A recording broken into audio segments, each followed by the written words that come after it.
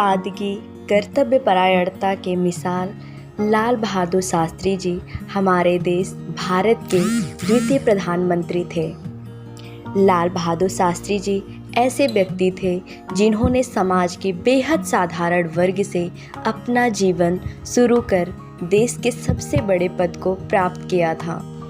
चाहे रेल दुर्घटना के बाद उनका रेल मंत्री के पद से इस्तीफा हो या 1965 के भारत पाकिस्तान युद्ध में उनका नेतृत्व या फिर उनका दिया नारा जय जवान जय किसान, शास्त्री जी ने सार्वजनिक जीवन में श्रेष्ठता के जो प्रतिमान स्थापित किए हैं वैसे उदाहरण देखने को नहीं मिलते। उनसे जुड़े कुछ रोचक घटनाओं के बारे में जानते हैं। शास्त्री जी बहुत ही स्वाभिमानी इंसान थे।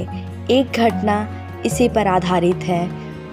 उनके बचपन की ये कहानी हम सुनाते हैं आपको। एक बार शास्त्री जी अपने कुछ मित्रों के साथ गंगा पार कर मेला देखने गए। मेला घूमने के बाद जब सभी मित्रों के साथ नदी के किनारे पहुँचे तब शास्त्री जी नाव के किराए के लिए जेब में हाथ डाला। जेब में एक पाई भी नहीं थी। शास्त्री जी वहीं ठहर गए और अपने मित्रों से बोले कि वे थोड़ी देर मेला और देखेंगे। वह नहीं चाहते थे कि उन्हें अपने मित्रों से नाव का किराया लेना पड़े। उनका स्वाभिमान उन्हें इसकी अनुमति नहीं दे रहा था। उनके मित्र नाव में बैठकर नदी पार चले गए। जब नाव शास्त्री जी के आँखों से ओझल हो गया तब शास्त्री जी अपने कपड़े उतारकर सर पर लपेट लिए और नदी पार करने के लिए नदी में उतर गए। उस समय नदी उफान पर थी। बड़े से बड़ा तैराक भी आधे मील पार करने की हिम्मत नहीं कर सकता था।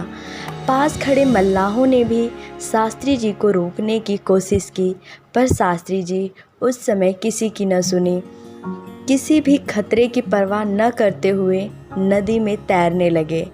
पानी का बहाव तेज था और नदी भी काफ़ी गहरी थी। रास्ते में एक नाविक ने अपने नाव में बैठने के लिए भी कहा, पर शास्त्री जी नहीं रुके और तैरते गए। कुछ देर बाद वह सकुशल दूसरी ओर पहुंच गए। वो बचपन से ही धीर, वीर व सरल स्वभाव के थे। इस घटना से हमें पता चलता है कि शास्त्री जी कितने स्वाभिमानी थे। अब हम आपको उनकी दूसरी घटना के बारे में बताते हैं। नियम पालन का एक किस्सा जो मैं आपसे साझा करती हूँ और आशा है कि आपको बहुत पसंद आएगा। शास्त्री जी की वैसे तो बहुत सी घटनाएं हैं जो बहुत ही प्रेरणादायक हैं। चलिए हम बात करते हैं उस समय की जब शास्त्री जी भारत के रेल मंत्री थे। एक बार शास्त्री जी सरकारी काम से इलाहाबाद जा रहे थे। शास्त्री जी की कार रेल फाटक के पास पहुंचने ही वाली थी कि लाइनमैन ने फाटक बंद कर दिया।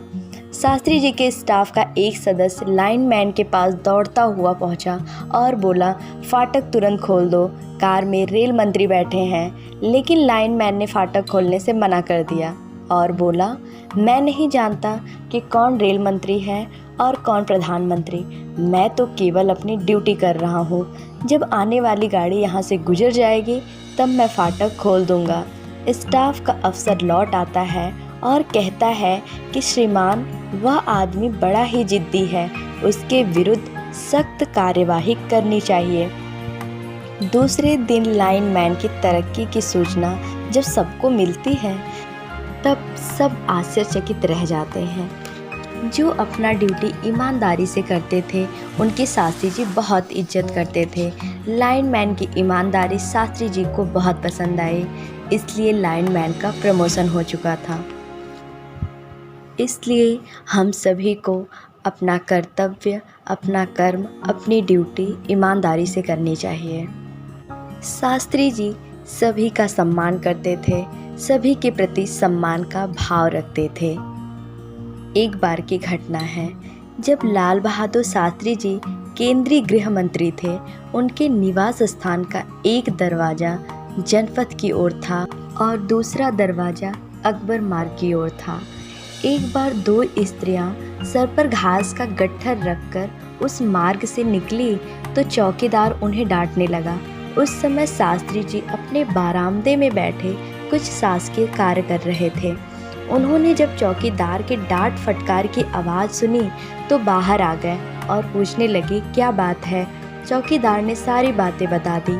तब शास्त्री जी ने चौकीदार से कहा, क्या तुम नहीं देख रहे कि उनके सिर पर कितना बोझ है? यदि ये निकट के मार्ग से जाना चाहती हैं तो तुम्हें क्या आपत्ति है? जाने क्यों नहीं देते?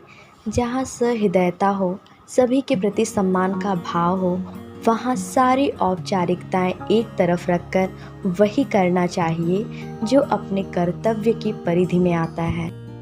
ये थे शास्त्री जी के जीवन की कुछ घटनाएं जो हमने आपके साथ शेयर किया।